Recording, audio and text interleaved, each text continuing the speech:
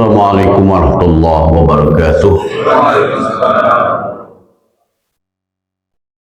Innal hamdalillah nahmaduhu wa nasta'inuhu wa nastaghfiruh wa na'udzu billahi min syururi anfusina wa min sayyiati a'malina may yahdihillahu fala mudhillalah wa may yudlilhu fala hadiyalah. Asyhadu an la ilaha illallah wahdahu la syarikalah wa asyhadu anna Muhammadan abduhu wa rasuluh alladzi la nabiyya ba'dah. Allahumma salli wa sallim ala sayyidina Muhammad wa ala alihi wa ashabihi wa man tabi'ahu bi ihsanin ila yaumil qiyamah, amma ba'du. Qala Allah ta'ala a'udzu billahi minasy syaithanir rajim.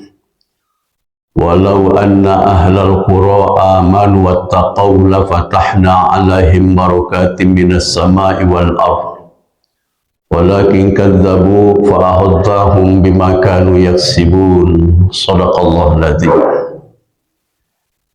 Bapak Ibu yang saya hormati, alhamdulillah Allah Subhanahu wa taala masih memberikan kesempatan kepada kita untuk menikmati hidup di alam dunia sampai dengan saat ini dalam keadaan sehat walafiat. Alhamdulillah. Dan juga kita masih dalam suasana tahun baru 2024 dan sudah ditinggalkan oleh tahun 2023. Berarti setahunlah kita lalui kehidupan itu dengan beraneka macam yang kita alami. Ada sedih, ada bahagia, ada tawa, ada nangis. Tetapi yang harus diingat bahwa dengan kepergian tahun 2023 itu berarti 1 tahun usia kita dikurangi oleh Allah Subhanahu wa taala. Kita tidak tahu berapa lama lagi hidup di alam dunia ini.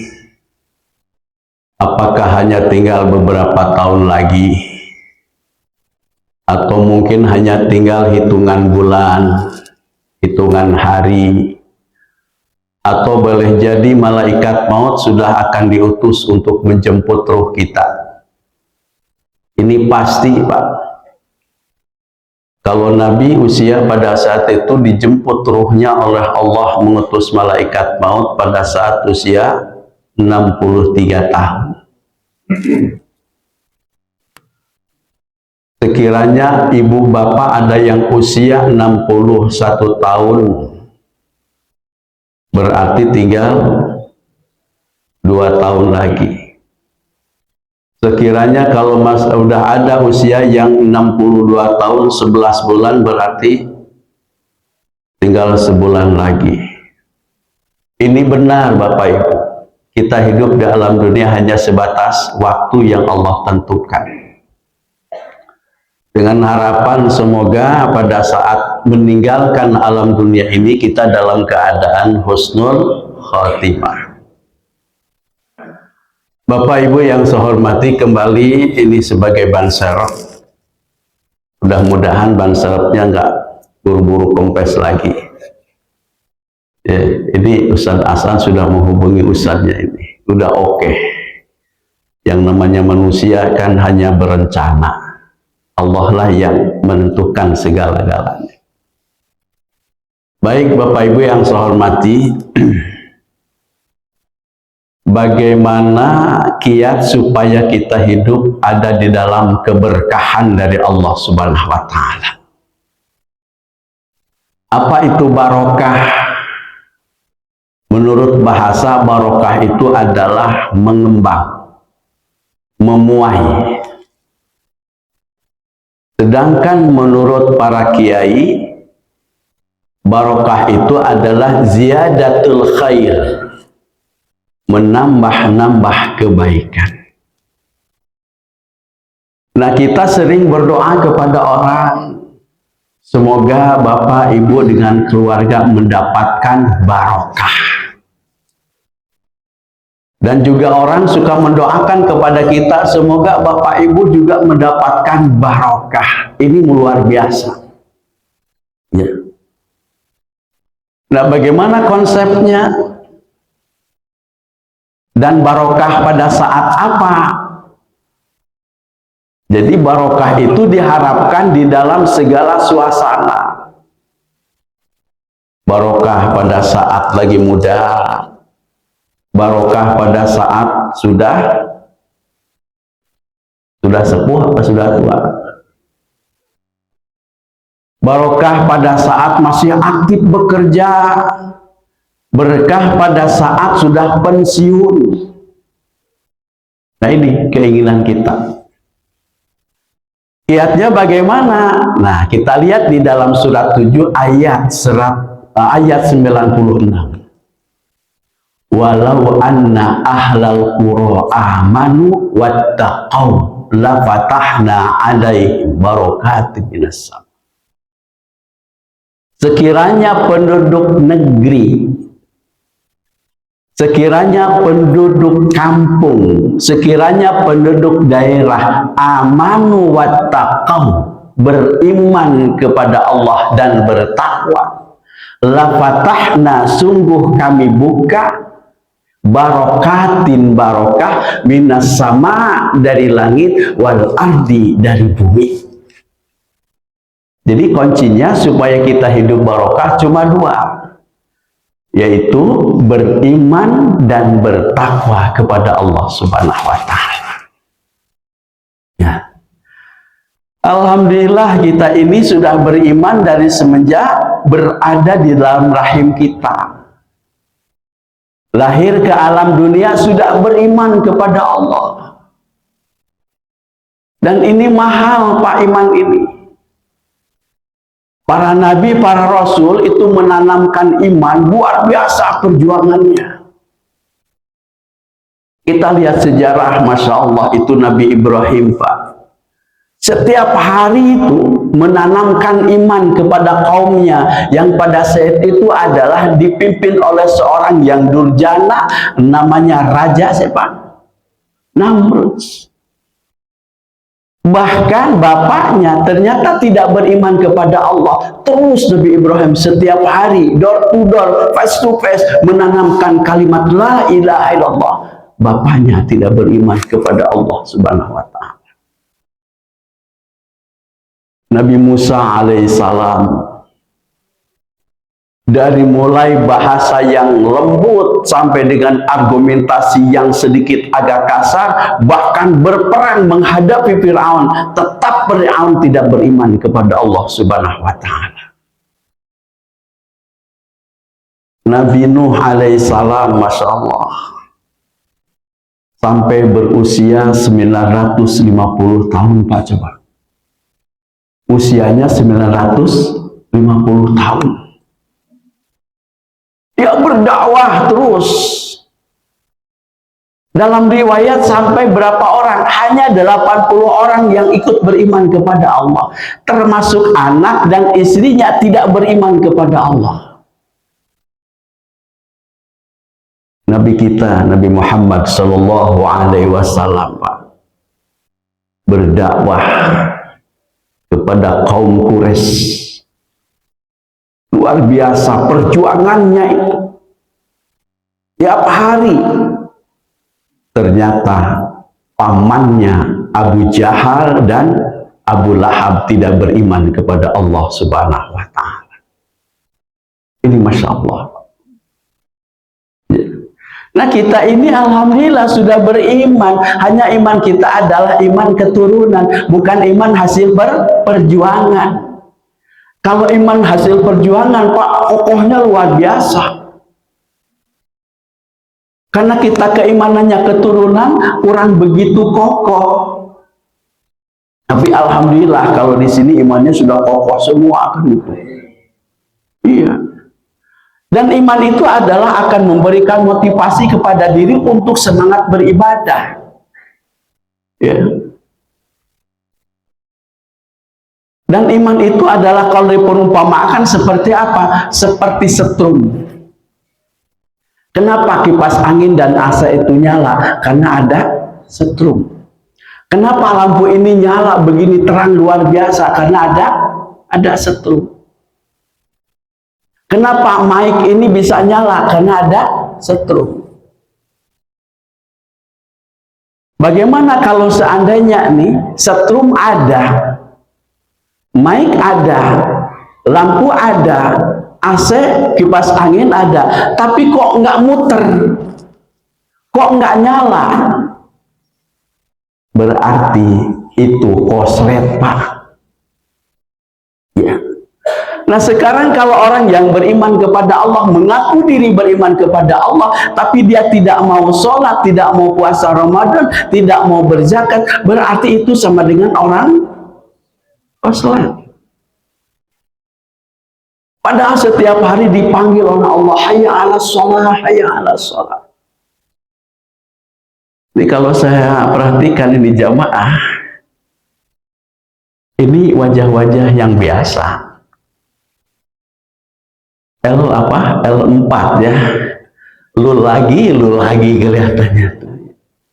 Ya. Tapi ini wajah-wajah surgawi, ya Allah. Ya. Senyum pada saat ngaji betah. Makanya kalau ngaji itu harus gembira, harus bahagia, Pak. Jangan kalau ngaji itu jadi masalah. Kalau yang ada masalah kakinya ngelonjor aja. Nyender, nggak apa-apa. Yang gak nyender pahalanya gede. Cari senderan udah kayak keong di sawah. Ya. Ini iman, Pak. Ya. Insya Allah. Makanya kita harus terus dipupuk keimanan. Dan ini adalah supaya kita mendapatkan kebarokahan dari Allah, maka adalah harus imannya yang kokoh. Dan orang iman yang kokoh itu harus melalui ujian. Di dalam surat 29 ayat 2 ayat 3. Ahasiban nasu ayyutraku ayyaqulu amanna wa hum la yuftanun. Apakah manusia mengira dibiarkan begitu saja mengatakan saya beriman kepada Allah dan dia tidak diuji? Ya. Jadi tidak cukup hanya saya beriman kepada Allah, saya beriman Allah, enggak cukup seperti itu, tapi harus ada ujian. Walaqad fatanna alladzina min qablihim wa la ya'lamanna Allahu alladzina shadaqu wa la ya'lamanna al-kadzibin. Ayat 3-nya, surat 29. Sungguh telah kami uji siapa? Orang-orang sebelum mereka. Siapa sebelum mereka di sini? Yaitu sebelum kita. Apa? Para nabi, para rasul, para aulia, para syuhada, para solihin. Diuji luar biasa. Untuk apa ujian itu adalah supaya Allah mengetahui siapa yang benar keimanannya dan siapa yang salah keimanannya, siapa yang dusta keimanannya.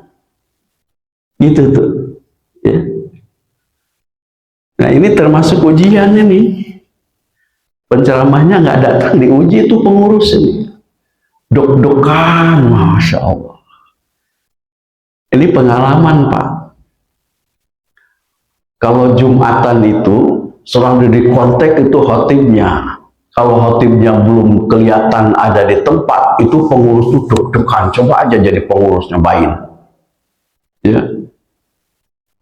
Ini pengalaman, Pak. Saya bertahun-tahun seperti ini. Ya. Diuji itu. Kalau sudah diuji, maka akan nampak kebenaran keimanannya. Apa ujiannya? Banyak.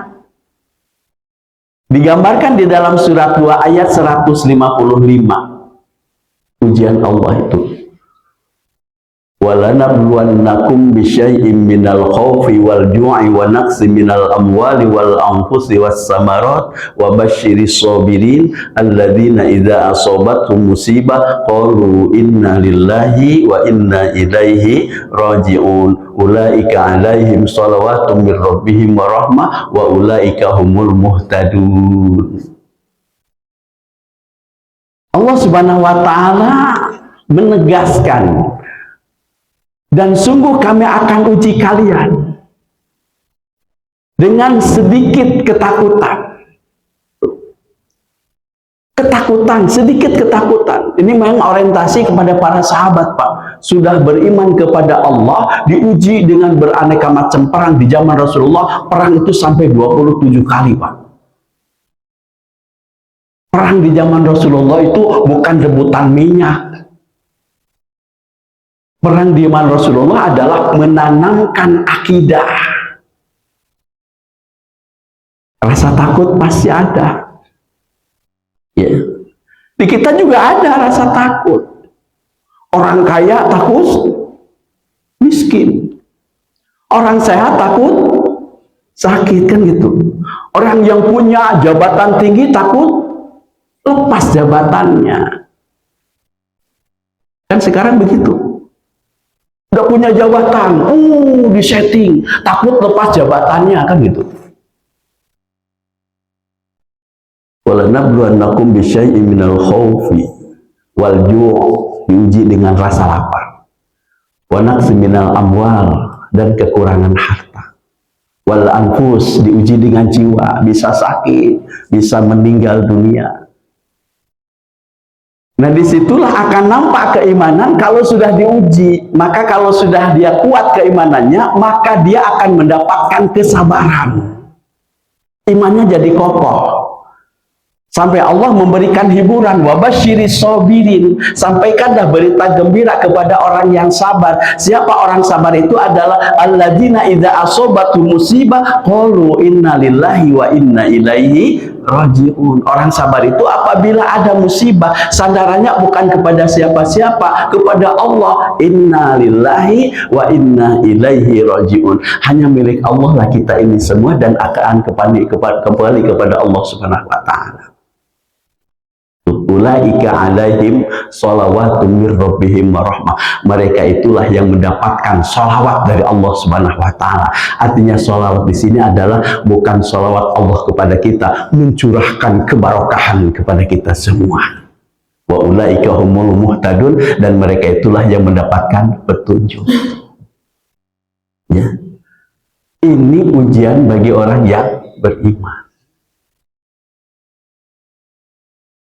Dan orang yang beriman itu sesudah diuji harus tenang. Kayak sekarang tenang kedengarannya, sambil ngangguk-ngangguk. Nggak ngantuk apa pengertian gitu ya. Tenang gitu. Orang beriman harus tenang gitu. Karena apa? Dia ya sandarannya kepada Allah. Apalagi orang beriman ini senantiasa berzikir kepada Allah. Dengan berzikir itu pasti tenang hati. Dalam surat 13 ayat 28. Alladzina amanu wa tatma'innu qulubuhum bi dzikrillah, ala bi dzikrillah tatma'innul qulub. Yaitu orang-orang yang beriman, hati mereka menjadi tenang bizikrillah, dengan mengingat Allah, dengan berzikir kepada Allah. Ala bizikrillah tatmainnul qulub. Hanya berzikir kepada Allah sajalah hati akan tenang. Jadi di situ, Pak, ingat kepada Allah, tenang. Oh, saya sering berzikir tapi kenapa hati ini risau, tidak tenang. Nah, jadi di sini harus benar-benar kita pahami yang dimaksud zikir, mendapatkan buah, mendapatkan ketenangan hati kita bagaimana. Maka kita harus benar-benar tauhidnya, harus lurus tauhidnya. Kita lihat di dalam surat 2 ayat 255. Ini ayat sudah hafal semua.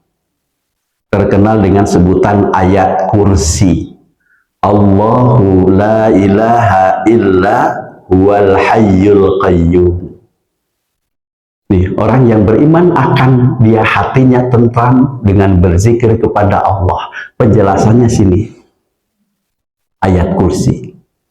Allahu la ilaha illahu. Allah tiada Tuhan yang wajib diibadahi, wajib disembah kecuali Dia. Jadi kalau orang yang beriman itu nggak bakalan risau. Kenapa? Dia mengaku sepenuhnya, mengaku dengan hati yang yakin kepada Allah bahwa tiada Tuhan selain Allah yang wajib disembah. Allah mengaklamasikan di sini Allahu, Allah, tiada Tuhan yang wajib disembah kecuali Dia. Jadi dengan demikian bahwa siapa yang membuat nama Tuhan itu Allah, itu bukan makhluk, tetapi Allah itu sendiri. Disinilah mengaklamasikan bahwa Dia sebagai Tuhan yang namanya Allah. Kita lihat di dalam surat 20, ayatnya ayat 14. Innani anallahu la ilaha illa ana fa'budni wa aqimis shalah li dzikri. Sesungguhnya aku adalah Allah. Tiada Tuhan kecuali aku. Itu kata Allah. Maka oleh sebab itu sembahlah aku dan dirikanlah sholat untuk mengingat aku. Tuh. Jadi dengan demikian Bapak, bahwa nama Tuhan Allah itu bukan dibuat sama makhluk, tetapi Allah yang mengaklamasikan sendiri bahwa aku adalah Allah, tiada Tuhan kecuali aku. Maka oleh sebab itu sembahlah aku dan dirikanlah sholat untuk mengingat aku. Jadi ternyata sholat itu juga termasuk zikrullah, zikir kepada Allah. Nah, kalau imannya sudah benar, hatinya tenang, karena memang banyak berzikir kepada Allah, meyakini bahwa tiada Tuhan yang wajib disembah kecuali Allah dengan kesungguhan hati, maka Allah akan turunkan barokah dari langit dan dari bumi. Yang kedua, Al-Hayyu. Allah itu adalah yang maha hidup. Artinya apa? Allah itu kekal kehidupannya. Dia tidak pernah akan mati. Dan Dia adalah sumber penghidupan. Dan Dia yang menghidupkan segala makhluk. Yang hidup dan mati adalah makhluk. Allah itu adalah tidak pernah mati. Kekal. Yang suka mati dan hidup siapa? Makhluk. Seperti kita. Digambarkan di dalam surat 2 ayat 28. Kaifa takfuruna billahi wa kuntum amwatan fa ahyakum summa yumitukum summa yuhyikum summa ilaihi turja'un. Bagaimana kalian ingkar, kafir kepada Allah, padahal kamu tadinya adalah mati, lalu dihidupkan, dimatikan, dihidupkan, lalu kembali kepada Allah Subhanahu wa Ta'ala. Itulah manusia adalah yang hidup dan mati. Pertama mati, hidup, mati, dihidupkan kembali, kemudian kembali kepada Allah Subhanahu wa Ta'ala. Jadi Allah itu Al-Hayyu. Maka dia yakin kalau sudah beriman hatinya tenang, karena yang menghidupkan dan yang mematikan adalah Allah Subhanahu wa Ta'ala. Al-Hayyu. Udah setengah jam nih, belum datang juga. Al-Qayyum. Allah adalah Al-Qayyum, maknanya apa? Dia terus-menerus mengurus makhluknya. Jadi tanpa berhenti, Pak. Nah, orang yang beriman, yakin kepada Allah, Al-Qayyum, dia terus-menerus mengurus makhluknya. Oleh sebab itu tidak ada kekhawatiran bagi makhluk itu. Karena apa? Yang ngurus Allah. Diurus sama Allah, Pak, kita ini. Sampai ada yang berkata begini, aduh saya mah nggak bisa sedekah ke masjid, udah pensiun. Kan gitu, rezeki saya sedikit, bagaimana untuk makan? Nah itu adalah kurang beriman, Pak. Allah tuh ngurus makhluknya, nggak pernah lupa, Pak. Sekiranya Allah lupa barang sekejap mata, maka semua alam ini hancur. Kita dikendalikan sama Allah. Ini tauhid yang lurus di situ. Setelah itu apa? La ta'khudhuhu sinatun wala naum. Allah itu apa? La ta'khudhuhu sinatun wala naum. Tidak pernah ngantuk, apalagi tidur. Yang suka ngantuk dan tidur siapa? Sampai sekarang juga pada ngantuk. Suka ngantuk, suka tidur ya manusia. Allah nggak pernah ngantuk, apalagi tidur. Maka kita harus berbangga punya Tuhan nggak pernah ngantuk. Kenapa? Kalau seandainya kita punya Tuhan kerjaannya ngantuk, rugi Pak. Apalagi Tuhan tidur. Kita bangun jam 1 malam, jam 2 malam tahajud, berdoa sampai nangis-nangis. Tuhannya tidur. Nah di sini tuh. La ta'khudhuhu sinatun wala naum. Jadi yang suka ngantuk dan suka tidur adalah makhluk. Bagaimana kalau Rasulullah suka ngantuk, suka tidur? Rasulullah juga manusia. Muhammadun basyarun lakal basyar. Muhammad itu adalah manusia biasa, tapi tidak sama dengan manusia biasa. Kenapa? Karena dia sebagai nabi dan rasul. Kenapa disebut manusia biasa? Dia tidur. Kita tidur sama. Hanya bedanya apa? Kalau tidurnya nabi, mata merem, hati berzikir.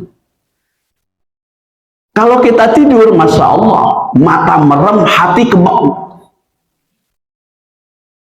Padahal sudah disetting nih alarm itu, nanti jam 3 saya bangun untuk sholat tahajud. Niatnya sudah bagus. Pas begitu bunyi alarm, dicari nih HP di mana. Dimatiin lagi, tidur lagi itu. Akhirnya apa? Subuhnya kesiangan. Ya, makanya kalau HP itu Pak, jangan dideketin. Jauhin. Agak kerasin tuh alarmnya, jauhin. Kan bisa jalan nanti itu. Coba kalau di atas kepala ditaruh, dicari, tidur lagi. Allahu Akbar tuh. Ya. Satu. Yang kedua, Nabi makan. Kenapa? Manusia. Kita juga makan. Tapi makanannya Nabi tidak sama dengan makan kita. Kalau Nabi apa? Diatur, tidak terlalu kenyang, tidak terlalu lapar, sedang. Kalau kita makan, Masya Allah, Pak, bakulnya diseret terus. Itu tuh. Ya. Apalagi kalau sudah lapar banget itu. Beraneka macam lauk pauknya itu sampai sibuk, lupa dengan bismillah kalau makan itu. 3, kita keringetan. Nabi juga keringetan. Kenapa? Manusia keringetan. Tapi keringat Nabi dengan keringat kita beda. Keringat Nabi, Masya Allah, dalam riwayat sahabat itu luar biasa ingin memeluk kepada Nabi karena begitu harum, wangi itu keringat Nabi, Masya Allah. Coba kalau keringat Bapak Ibu. Ya Allah, udah keringetan, Masya Allah. Suatu ketika pada saat ingin hijrah ke Yasrib, dulu Yasrib ya, sekarang Madinah. Itu Abu Bakar berkata, ya Rasul, aku duluan katanya ke gua itu, gua Sur. Untuk apa? Untuk membersihkan barangkali ada binatang buas. Abu Bakar duluan. Ternyata benar, itu ada kalajengking, Pak. Kalajengking Arab. Gigit tuh sampai ngebet bengkak itu tangannya. Rasulullah datang, kelihatan itu Abu Bakar keringetnya dan pucat mukanya. Ditanya oleh Abu Bakar, apa engkau takut sama orang kafir wahai sahabatku? Enggak ya Rasulullah, saya enggak takut. Apa engkau tidak mau hijrah ikut bersamaku ke Yasin? Mau ikut ya Rasulullah, tapi kenapa mukamu pucat? Ini Rasulullah bengkak. Kenapa? Digigit kalajengking. Dilihat oleh Rasulullah, benar, baca bismillah diludahin. Wah, itu baca bismillah diludahin, kempes setika dan hilang ngebetnya. Ludahnya Nabi obat. Obat, Pak. Baca bismillah pasti sama dengan bismillah kita. Ditiup, diludahin, sembuh. Coba kalau ada koreng ditiup sama bapak ibu, diludahin, bukan malah sembuh, nambah koreng. Tuh. Jadi di sini, Pak, Rasulullah adalah orang yang lurus tauhidnya, yakin kepada Allah Subhanahu wa taala. Ya. La ta'khudhuhu sinatu wa la naum. Nabi juga tidur, kita juga tidur karena manusia biasa.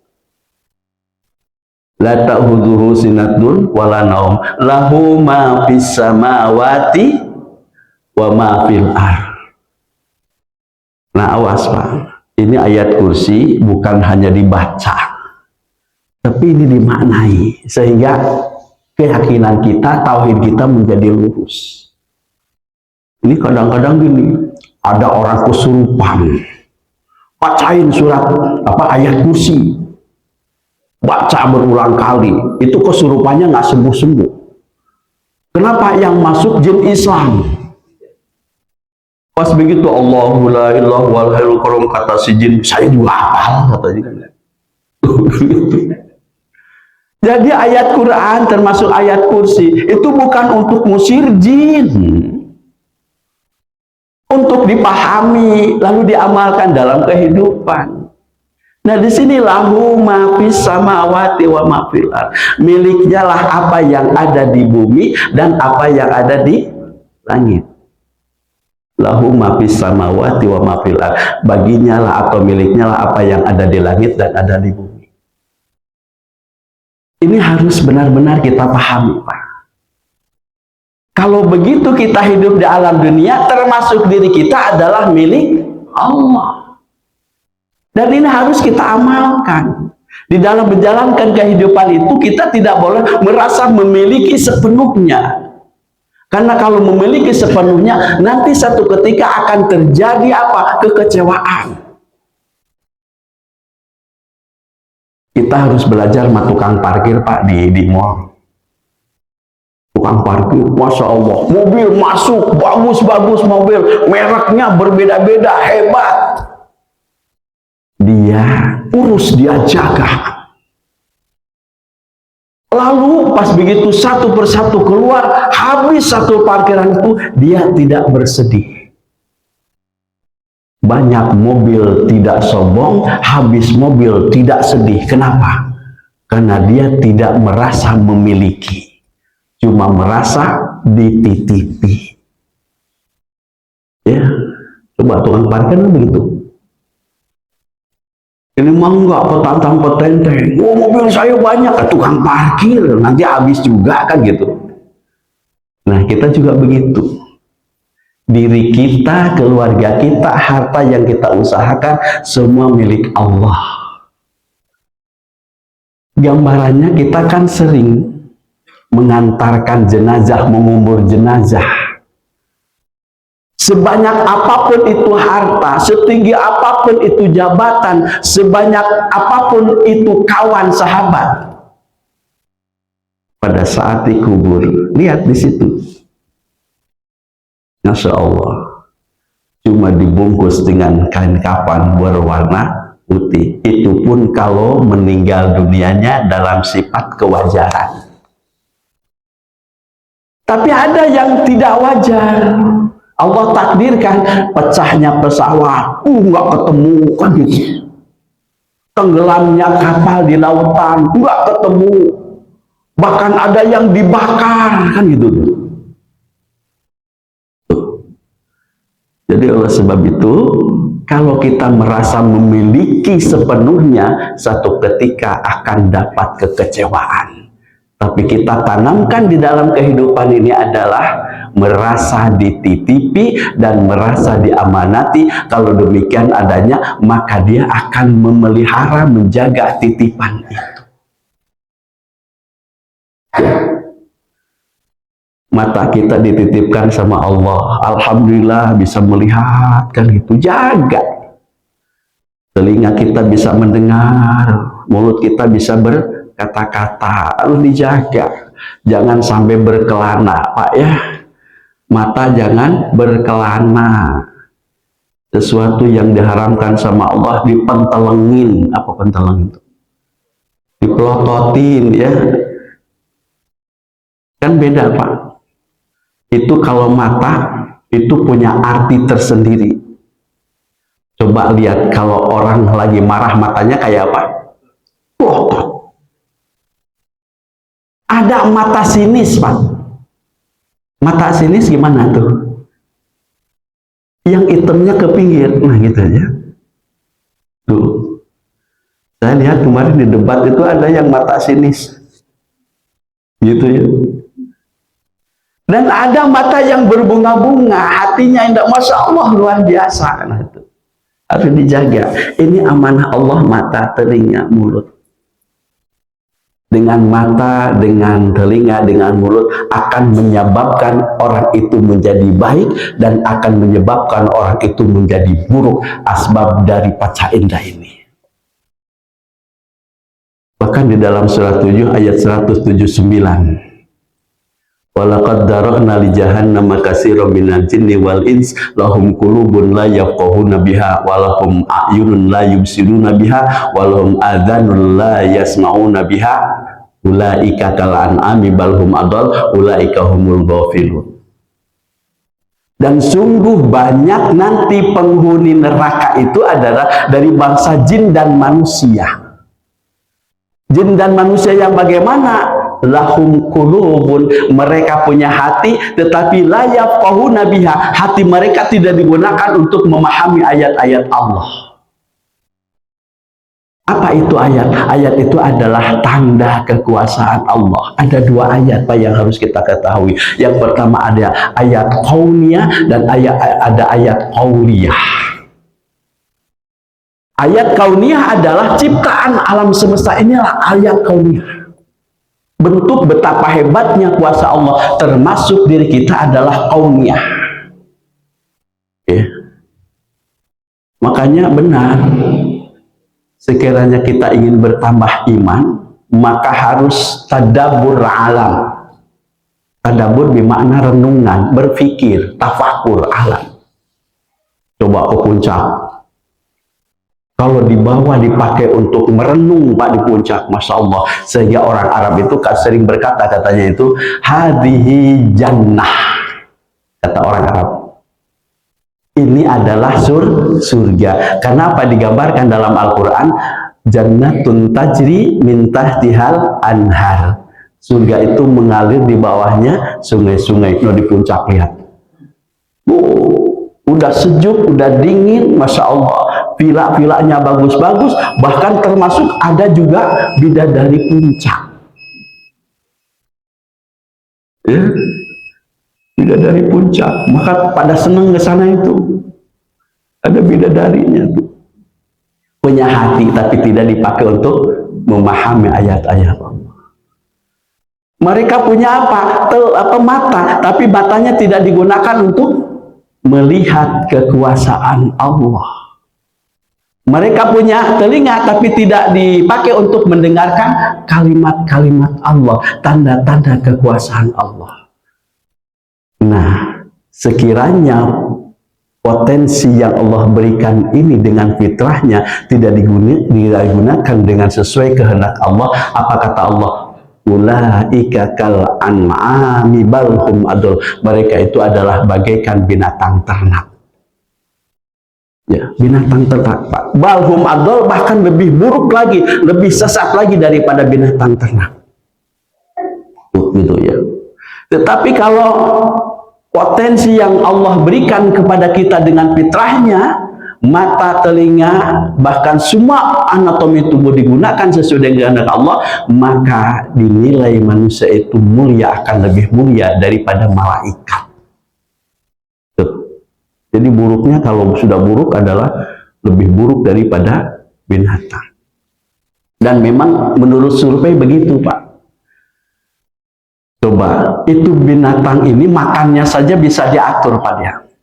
Teratur, ada makan binatang tuh, ada yang suka daging, tidak suka rumput. Ada binatang yang suka rumput, tidak suka daging. Tapi ada yang namanya makhluk Allah, suka daging dan suka rumput. Ini kan? Jadi rumput aja dimakan, daging dimakan, omnivora. Ini kan? Tahu bajing ya, Pak? Bajing, tupai, itu makannya teratur. Yang dimakan cuma kelapa. Loncat kelapa yang apa, pohon satu, loncat lagi. Yang dicari cuma kelapa. Dia makannya cuma kelapa. Disiplin tuh bajing. Tapi kalau sudah yang namanya bajingan, Pak. Coba. Kan sekarang banyak. Pakai tolol lagi. Bajingan. Ya Allah, kita memperhatikan kehidupan orang rakus ya, luar biasa, Pak. Korupsinya bukan miliaran. Seingat saya kalau zaman Pak Harto, zaman Pak Harto korupsi itu dibatasi, udah segitu aja, diatur. Terakhir saya ingat itu Abdul Latif ini ngomongin keburukan orang. Kata Pak Harto, udah itu urusan saya beres. Sekarang Masya Allah 349 triliun, Masya Allah. Itu uang kalau dibelikan cendol, Pak, Masya Allah. Bayangan. Itu tuh. Jadi orang yang masuk ke dalam neraka itu jin dan manusia yang tidak memfungsikan potensi yang Allah berikan kepada kita. Nah, jadi lahu ma fis samawati wa ma fil ardh. Man dzalladzi yashfa'u indahu illa bi'idznih. Tidak ada yang bisa memberikan syafaat nanti kecuali dengan izinnya. Kita hidup di alam dunia bisa memberikan syafaat. Apa itu syafaat? Syafaat itu adalah pertolongan. Kita bisa saling menolong. Bahkan Allah juga menyuruh dalam surat Al-Maidah, ta'awanu 'alal birri wat taqwa wa la ta'awanu 'alal ismi wal udwan. Tolong menolonglah kalian di dalam berbuat baik dan ketakwaan. Jangan kalian tolong menolong, bantu membantu dalam berbuat keburukan. Tolong menolong bisa, tapi nanti pada saat hari kiamat tidak ada yang bisa memberikan pertolongan, tidak akan ada yang bisa memberikan syafaat kecuali dengan izinnya. Siapa yang diizinkan untuk memberikan syafaat oleh Allah adalah dua. Satu, Rasulullah Shallallahu Alaihi Wasallam. Yang kedua, Al-Quran. Ya. Makanya kita harus senantiasa tidak lupa dengan membaca sholawat. Ya. Man shalla alayya sholatan sallallahu alaihi asran. Barang siapa yang bersolawat kepadaku satu kali, maka Allah akan memberikan 10 kebaikan tuh. Kan nggak susah baca sholawat. Allahumma sholli ala Muhammad wa ali Muhammad. Nanti pada hari kiamat Rasulullah akan menolong pada saat hambanya, pada saat hamba Allah, pada saat umatnya ada kesulitan, ditolong sama Rasulullah SAW. Ya. Yang kedua, Al-Quran. Nabi nyuruh sama kita, Iqra'ul Quran fa innahu ya'ti yaumal qiyamah syafi'an li ashabi. Bacalah oleh kalian Al-Quran karena sesungguhnya Al-Quran itu akan memberikan syafaat kepada pembacanya. Al-Quran akan datang pada hari kiamat memberikan syafaat kepada pembacanya. maka sering-sering baca Al-Quran. Tanamkan 3M kepada Al-Quran. 1. Membaca hurufnya. Yang kedua, mengkaji isi kandungannya. Yang ketiga, mengamalkan ajarannya. Selamat dunia dan akhirat. Dan itulah yang akan mendapatkan barokah dari Allah Subhanahu wa Ta'ala. Sampai mana tadi? Lahu ma fis samawati wa ma fil ardh. Man dzalladzi yashfa'u indahu illa bi'idznih. Ya'lamu ma baina aydihim wa ma khalfahum. Dia mengetahui apa yang di hadapan mereka dan mengetahui apa yang di belakang mereka. Ya. Aydihim wa ma khalfahum. Wa la yuhituna bi syai'in min ilmihi illa bima syaa. Dan tidak ada yang mengetahui ilmunya sesuatu pun kecuali dengan izin Allah Subhanahu, kecuali dengan apa yang dikehendaki oleh Allah Subhanahu wa Ta'ala. Ilmu Allah itu sangat luas, Pak. Kita tidak tahu, hanya sebagian kecil saja. Sekiranya lautan itu dijadikan tinta, kemudian pohon-pohon dijadikan pena untuk menulis ilmu Allah, maka jika ditambah lagi lautan itu sebagai tinta dan pohon ditumbuhkan lagi untuk menjadi penanya, maka niscaya ilmu Allah tidak akan habis. Itu begitu luasnya ilmu Allah Subhanahu wa Ta'ala. Ya'lamu ma baina aydihim wa ma khalfahum wa la yuhituna bisyai'in min ilmihi illa bima syaa. Wasi'a kursiyyuhu samawati wal ardh. Kursinya Allah meliputi langit dan bumi. Ya. Wala ya'uduhu hifdhuhuma wa huwal aliyyul azim. Dan Allah Subhanahu wa Ta'ala tidak pernah merasakan berat, capek, ogah untuk memelihara keduanya. Allah Maha Tinggi dan Maha Agung.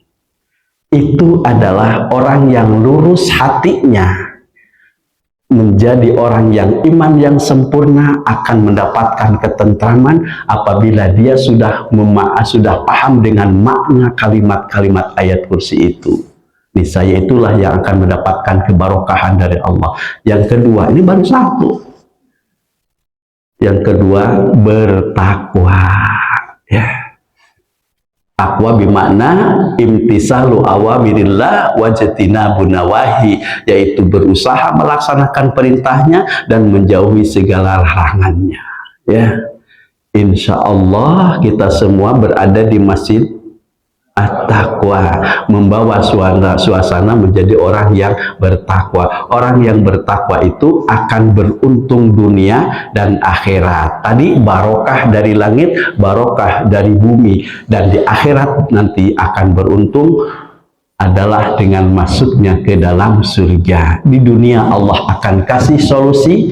Allah sudah jelaskan dalam surat At-Talaq ayat 2 ayat 3, "May yattaqillaha yaj'al lahu mahraja wa yarzuqhu min haitsu la yahtasib." Barang siapa yang bertakwa kepada Allah, Allah kasih solusi, Allah kasih jalan keluar, dan dikasih rezeki dari jalan yang tidak disangka-sangka. Mudah-mudahan kita digolongkan orang yang senantiasa memiliki keimanan yang kokoh, ketakwaan yang hebat, sehingga di dalam menjalankan kehidupan Allah curahkan barokah dari langit dan dari bumi. Subhanakallahumma bihamdika asyhadu an la ilaha illa anta astaghfiruka wa atubu ilaik. Assalamualaikum warahmatullahi wabarakatuh.